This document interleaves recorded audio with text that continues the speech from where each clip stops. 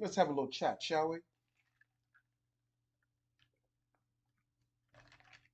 Let's have a little occult chat. This is your host, the Occult View. Let me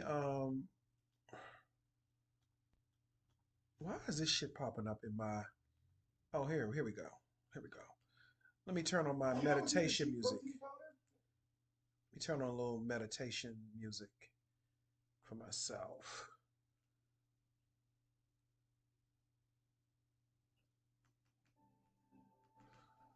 So let's have a little chat. Let's have a little occult chat. This is your host, the Occult View.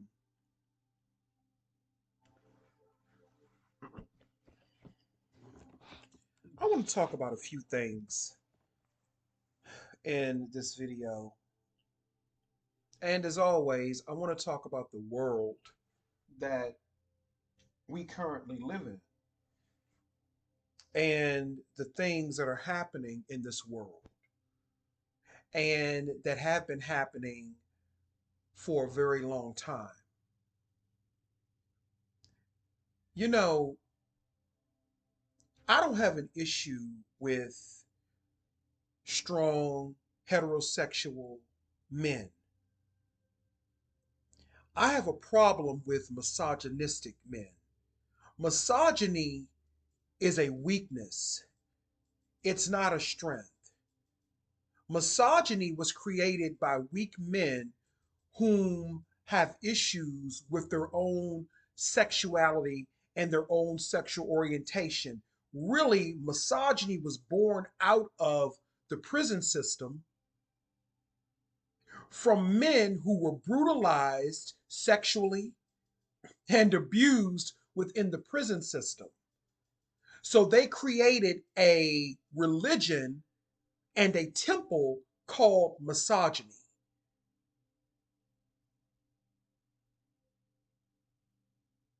And, excuse me, it is connected to a lot of these Freemasons and a lot of these secret societies and shit like that are mainly male dominated.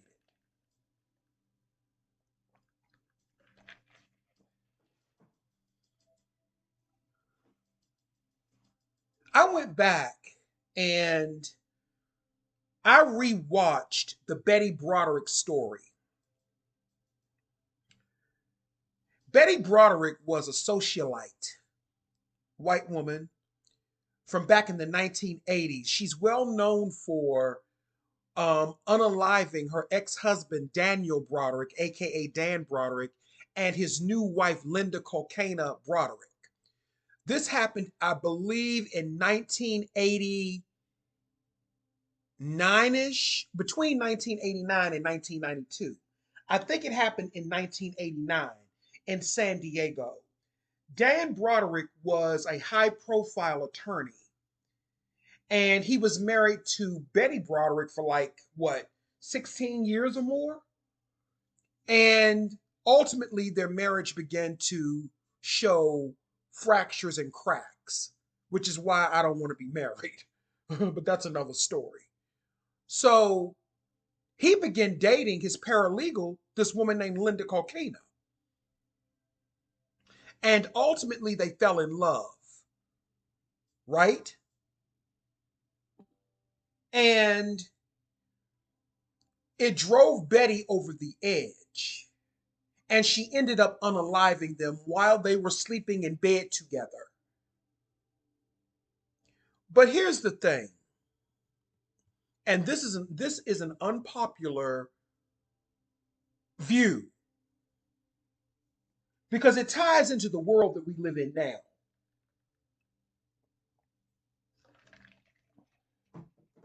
Let me say this as a disclaimer.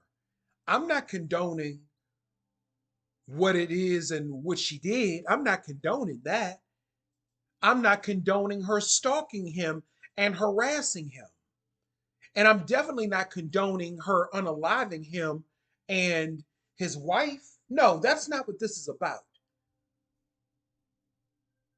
Because when you really look at this from a realistic perspective, Betty Broderick was not angry because Dan left her for Linda. That was maybe only a small part of it. She was angry because Linda and Dan tried to, what they call, I'm going to say, they tried to destiny swap her. They pushed Betty Broderick to the side. And Betty Broderick was the one that made Dan Broderick into what he was. Let's keep it motherfucking 100. Just like Ivana Trump was the one that helped Donald Trump build his empire. Let's keep it motherfucking 100. What do they always say? Behind every man is a great woman, and it's really the women behind the scenes doing the spiritual work.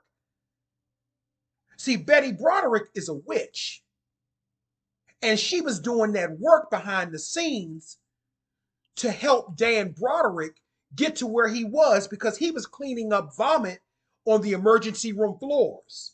While behind the scenes, she was doing work. She was working to get him to where he needed to be for them both and their children. And then when he decided, because this is the disease of misogyny, the entity of misogyny, he decided that he was getting too old, that he was becoming inadequate. And what he did was he transferred that to Betty and made it seem like she was the problem. He told her she was too fat, which she was not. He told her she was ugly and that she had gotten old. These are the things he told her years prior to Linda entering the picture. He was psychologically abusing her. He was verbally abusing her. He declared spiritual war on Betty Broderick. See, that is the uncomfortable truth that nobody really likes to talk about. Just like in the movie Fatal Attraction, everybody called Glenn Close's character Alex. Everyone called her the villain, right? But the real villain was Dan Gallagher, Michael Douglas's character. That was the real villain. And Glenn Close did interviews, years later after Fatal Attraction, and she even brought that up. And I said, you know what? That makes a lot of sense because her character really was the poster child for mental illness. She had a legitimate mental illness. And what misogyny will do, misogyny will exploit people who have mental illness. Evidently, Betty Broderick had mental illness that was brought on by her misogynistic husband, Dan Broderick. Because what he did was they tried to destiny swap, as they call it, with Linda and Betty. Everything that Betty had worked for, they had pushed her out of the picture. And Linda was now spending time with Betty's kids. Betty Broderick couldn't even hang out with her old friends anymore because they were all rejecting her. They were rejecting her to hang out with Dan and Linda. That's destiny swapping.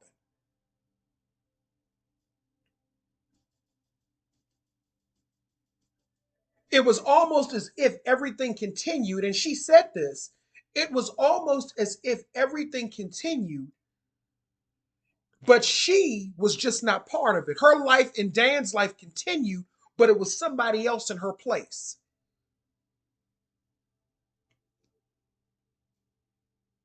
But see, this is the unspoken part of that nobody wants to talk about. They don't want to talk about how Linda Kalkina probably went and had work done. And then the work ended up reverberating and backfiring because they didn't realize the type of witch they were dealing with in Betty Broderick. They didn't realize what type of witch she was.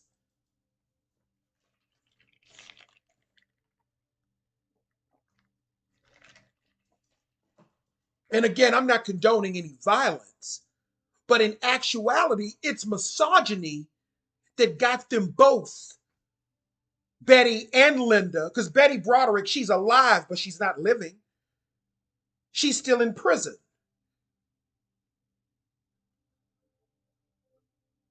So you might as well say that she's dead. I know she's physically here, but she's not living. She's dead. So it wasn't two people that died that night, it was three in San Diego.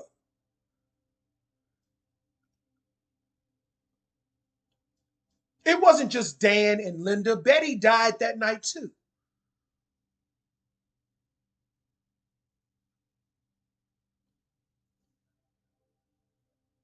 But see, this is what happens when unchecked misogyny goes unchecked.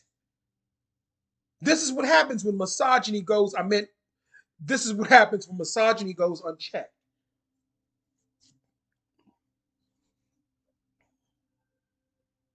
People end up casualties. It destroys because misogyny is the same thing as effeminate energy. Effeminate energy that you see from men, that's the same energy that you see from misogynistic men because you have something to prove.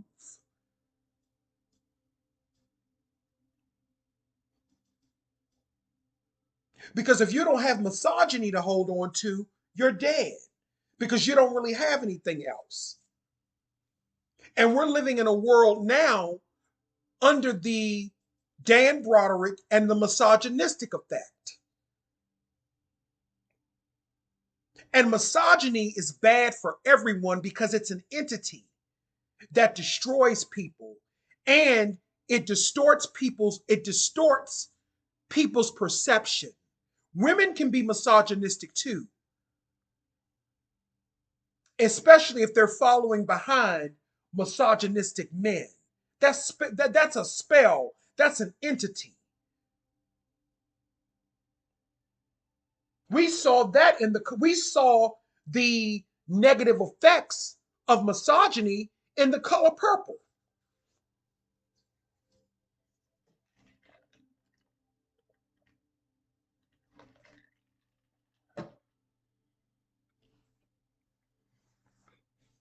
Judge Joe Brown and Judge Mathis are beefing, and they are good case studies. I'm not on anyone's side, but I have to side eye Judge Joe Brown in a lot of ways. I have to side eye him because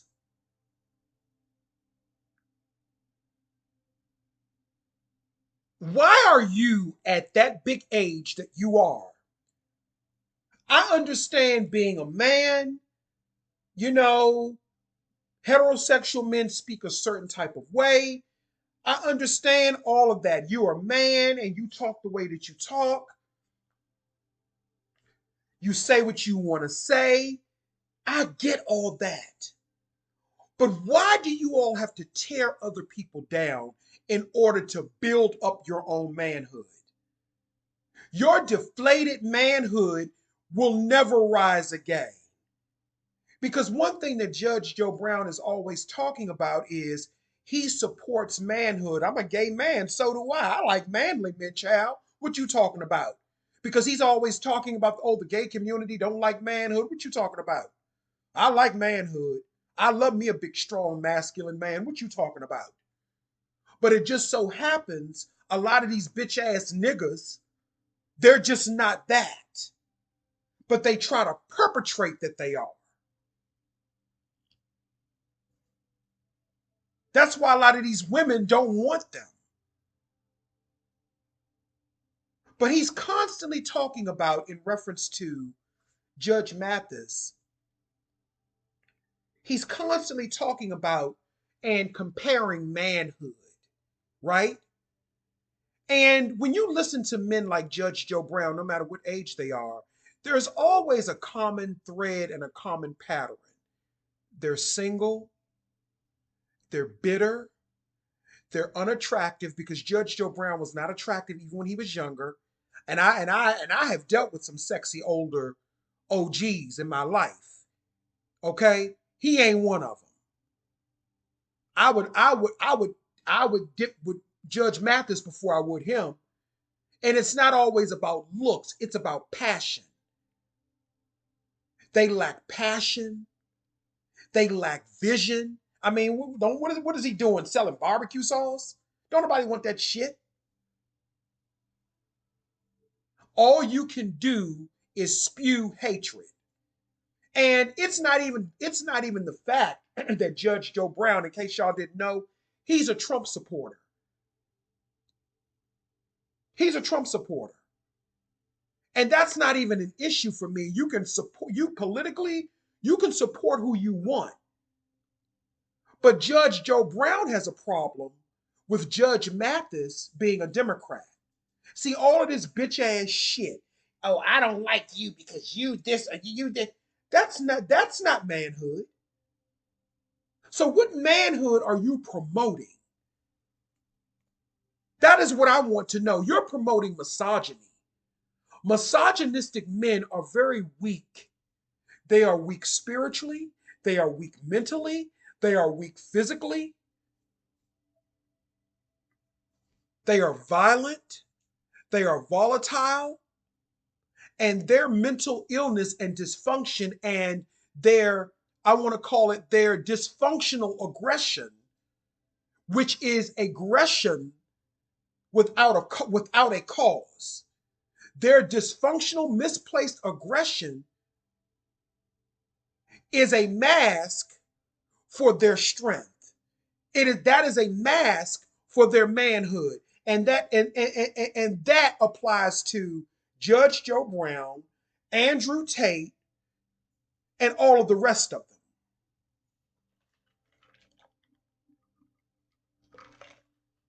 them. And you notice how a lot of these same men, Andrew Tate in particular, are always getting caught up with some type of sexual perversion that involves underage children.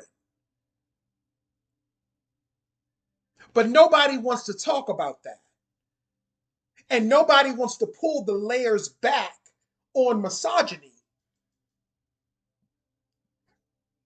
and really examine it.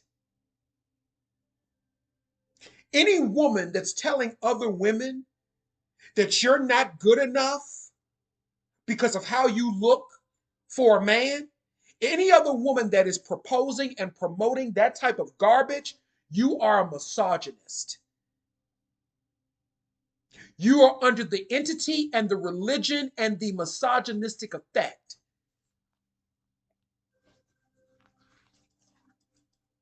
And you should not be teaching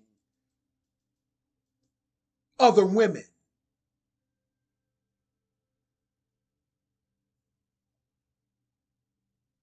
So, what are we doing here? What are we doing?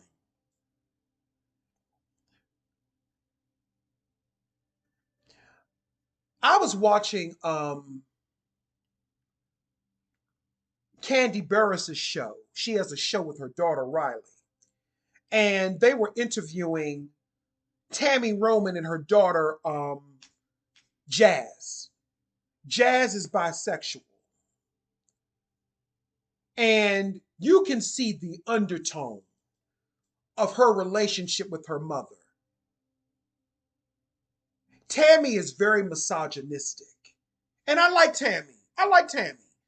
But she's very misogynistic. See, a lot of times when we say a woman is masculine, that's not masculine energy. That's misogynistic energy mixed with effeminate energy. That's not feminine energy. Stop calling misogynistic and effeminate energy feminine energy. Because feminine energy trumps both of those energies. The problem is misogynistic energy and effeminate energy are aggressive. Feminine energy can be aggressive too in its rightful place when it's protecting. But misogynistic energy and effeminate energy are just, that's raw aggression. It's almost like an animalistic type of energy. It's on a beast level, on an animal level. So that lets you know that a lot of these people are not even operating on a human spiritual level. They are operating on an animal beast like level. And that is why they act the way that they do. That is why they are so aggressive all the time. That is why they're so volatile all the time. Because they have, I'm going to say, non human entities that are attached to them. Misogyny is a non human entity.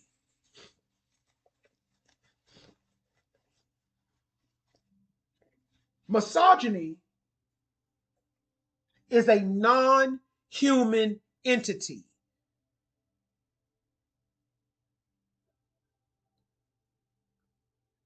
And that is why they're always aggressive.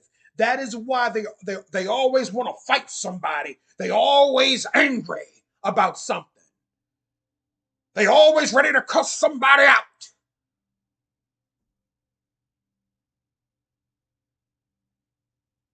And if you don't have good spiritual protection, that energy can penetrate your aura. I'm a lover. I'm not a fighter. I don't do no fighting. I'm too old for that shit. No, I don't do no fighting. But I'll take care of you another way that I can't say on YouTube. But I don't do no fighting. So you figure that out for yourself.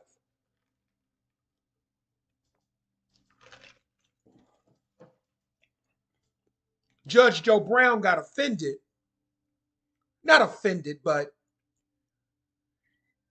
he felt a ways because Judge Mathis said that there were people that were calling him saying, hey, listen, I don't like how this cat is talking about your family and coming at your family. I'll get back to Tammy Roman in a couple of minutes. I know I was going that way. I'll get back to that in a minute. And he tried to say, well, those are homo thugs. No, Judge Mathis. I'm sorry, no, Judge Joe Brown. No, those are not homo thugs. Those are heterosexual men who don't like the fact that you're attacking this man's family. Because real heterosexual men, they stand up for people that they call their family. You obviously don't have no family. We don't know what your relationship is with your children. Your wife divorced you for a reason. Don't you, isn't it always funny how all of these types of misogynistic men, that if they are in a relationship, the relationship is in peril, the relationship is on quicksand, they're in constant conflict, they have sexual performance issues, they're never happy, they are abusive, whether it be physical, mental, psychological, or spiritual. Isn't that always the case? No, those men were they were saying, hey, listen to Judge Mathis. If you need us, we got you. He told him no. That man is almost 80 years old. He felt the ways about that. And while we can sit here and question Judge Mathis's credentials, we not even we while we can do that, but the theme and the foundation and the basis for this conversation, I'm not taking sides, but in actuality, Judge Joe Brown don't have a leg to stand on. Even if Judge Mathis started it with him first, he didn't have to go that far, Judge Joe Brown. Him being an elder, simply because he doesn't like Democrats, because he feels that Democrats are weak. He feels that Democrats are horrible people. I'm not a big fan of the Democratic Party either. But I'm not going to sacrifice my soul for one party for one party to sacrifice it for another, if that makes sense. I'm not going to do that. How about being neutral, having a mind of your own? But that's something that people don't do anymore. Because remember, we're up under the misogynistic effect. Misogyny does not promote free thinking, it promotes cult like thinking. If you are another grown man and you're following behind another grown man's philosophies and you can't create any of your own, then you're not a man. You're just a zoo animal.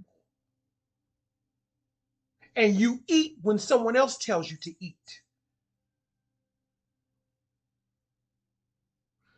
Tammy Roman and her daughter did this interview,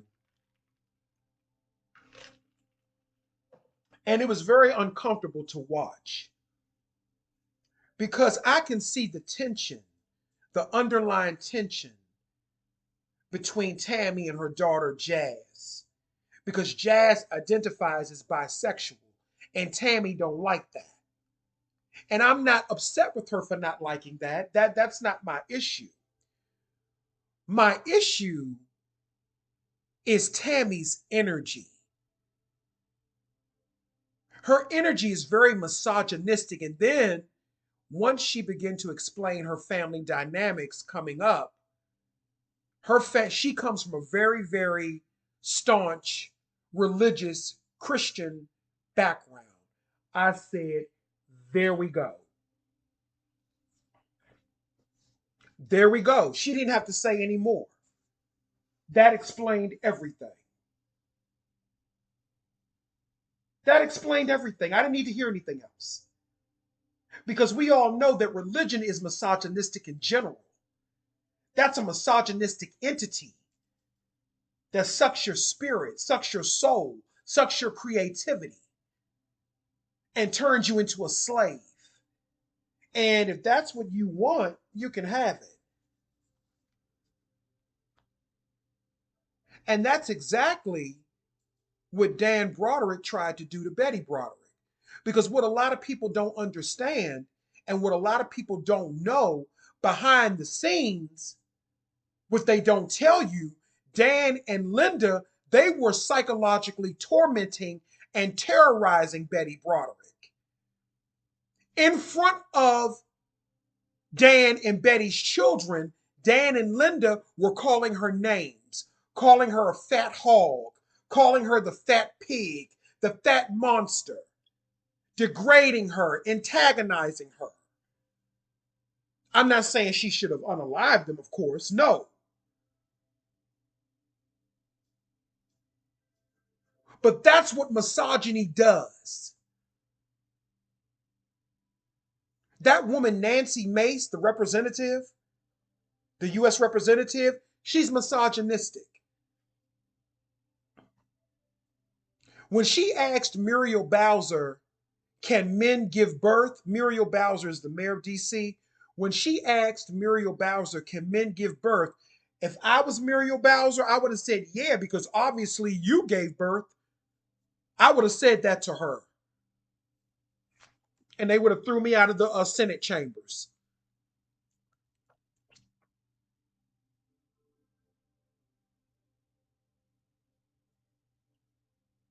While she hides behind womanhood.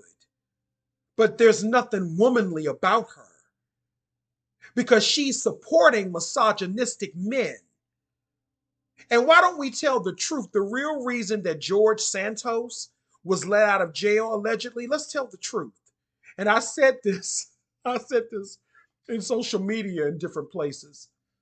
I said the real reason that they let George Santos out of, that Trump let him out of prison was because he doesn't want Georgie Porgy putting in pie, kiss the boys and make them cry. He doesn't want Georgie Porgy telling people that he was performing in drag on Epstein Island for Trump and his MAGA friends and for the elites. They don't want that to get out. That's the real reason, allegedly, they probably let him out. Allegedly.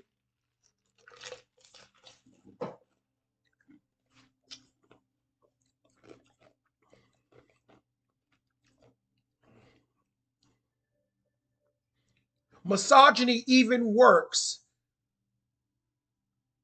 It even works for people like George Santos. Misogyny should not be mistaken for manhood.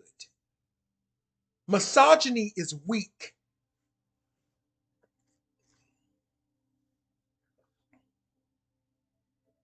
And what inspired me to do this video, I just saw a friend of mine post a video about misogynistic energies. And that just gave me an idea. That's what inspired me to do this video. Because that particular friend has been up under attacks for many, many years by misogynistic men and women.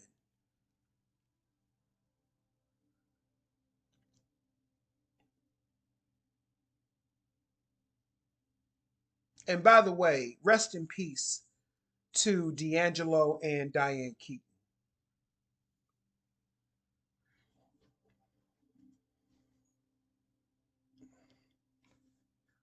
And I think that's all I want to say. I just, I haven't made a video in a while, and I just wanted to come through and say that. Because when I look at misogynistic men,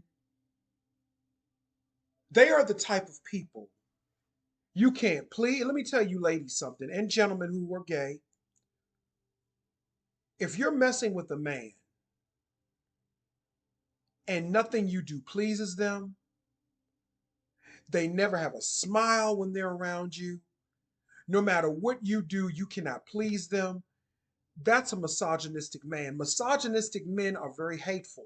There's nothing you can do to please these men. These types of men, you can't please them. Sex doesn't please them. Cooking for them doesn't please them.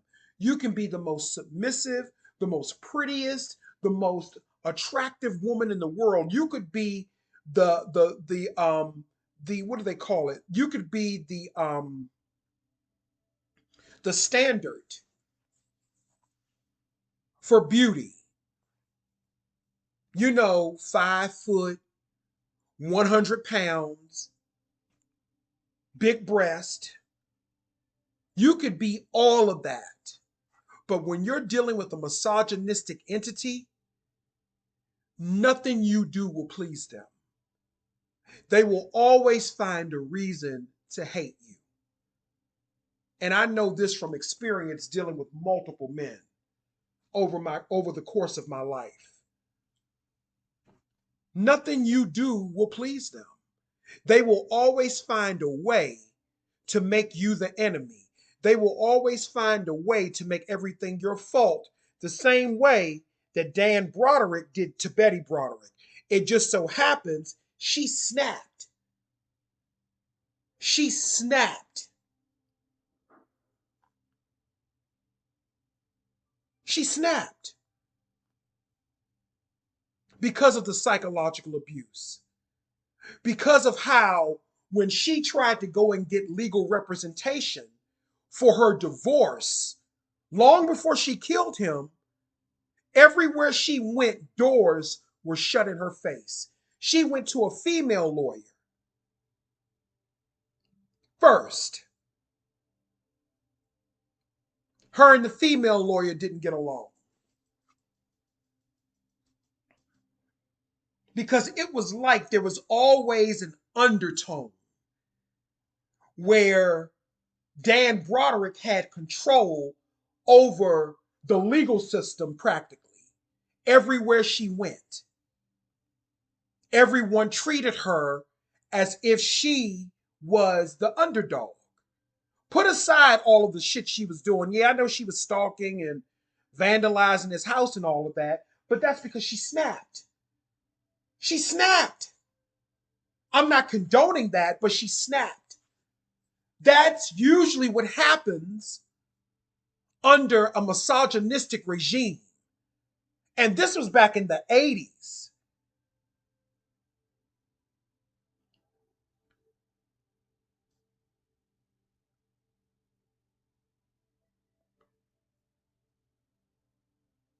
She snapped under the entity of misogyny. I'm not condoning, I'm exposing, and I'm talking about uncomfortable things that people don't like to talk about.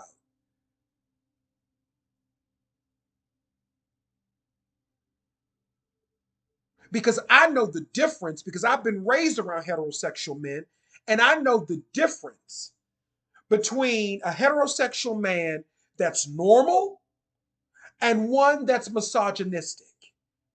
And usually the ones that are misogynistic,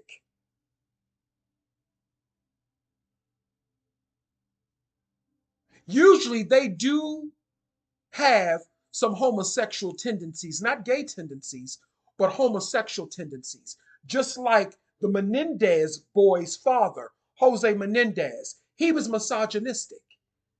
And we all know he participated in Romanesque types of ritualistic homosexuality. We know that. And that is what misogyny brings. See, they can have sex with men. Misogynistic men, they can have sex with men. They can go on these male trips and all they all fucking each other. They can do that and still hold their head high and condemn gay people who are openly living their truth. You need to open up your eyes because Trump is really, by him allowing or pardoning whatever George Santos, that is a symbol. He's telling you what's really up. He's telling you right in your face, you stupid motherfucking MAGA people. This is what I stand for. I don't stand for none of that shit that I told y'all. It's all a big game and a ritual. He pardoned a man who was married to a woman. Then he came out as gay. Then we found out he was a closeted drag queen.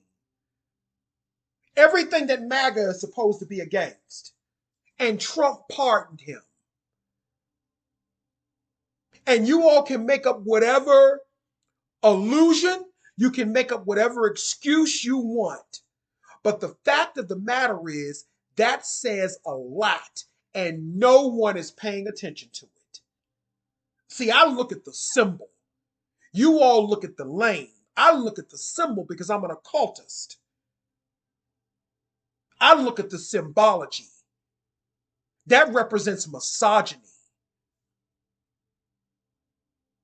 and DL homosexuality. And I'm a gay guy saying that because I'm just a different type of gay guy.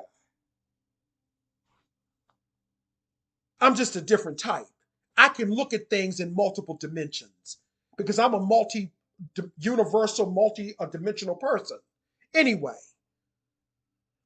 so I don't take things personal. When the spirit wants me to speak, I'm going to speak. But see, you all conceal.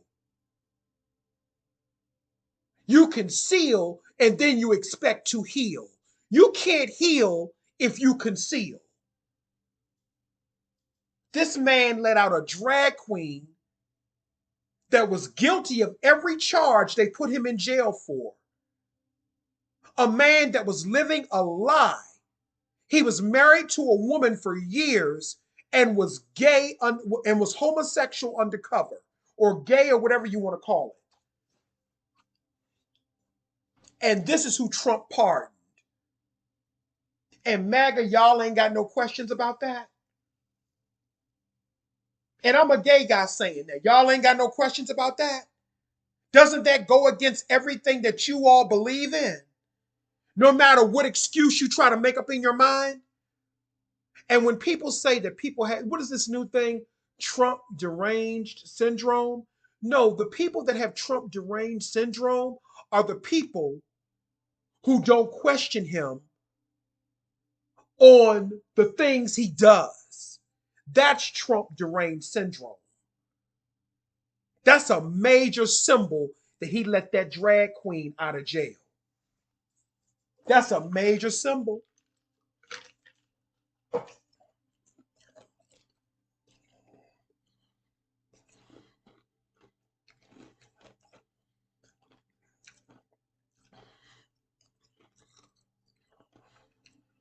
George Santos knows something. He knows something. And the people who are handling Trump probably told him, let that man out of jail and we'll do the rest.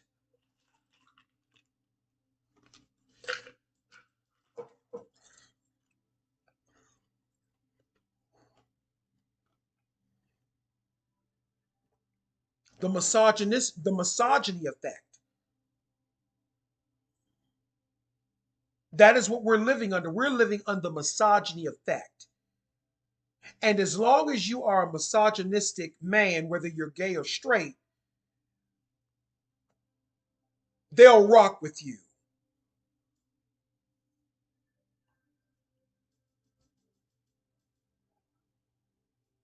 Anyway, this is the occult view. I just wanted to come through and talk about that. Until we meet again, thank you.